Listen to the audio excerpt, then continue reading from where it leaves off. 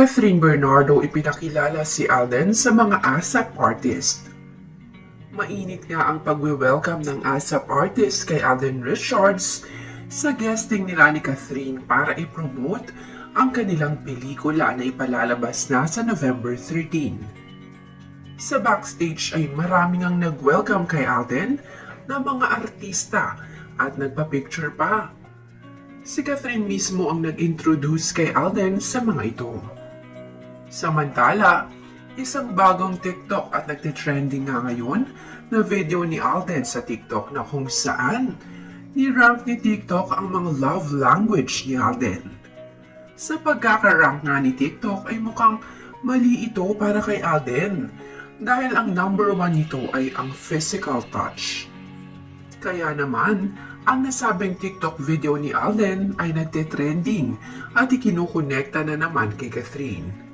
At ang nasabing number 1 na physical touch ni Alden ay makikita madalas na ginagawa niya kay Catherine.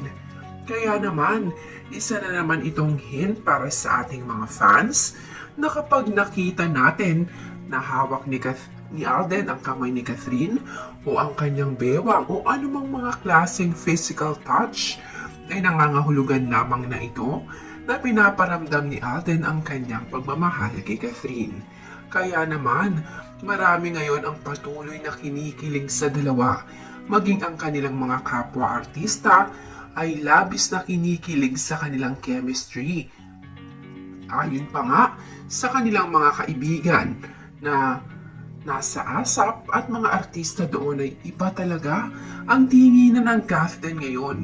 Hindi dahil lang sa promo season, kung hindi ibang-iba na rin talaga kasi ang aura ngayon ni Catherine na napaka-blooming at napakasaya.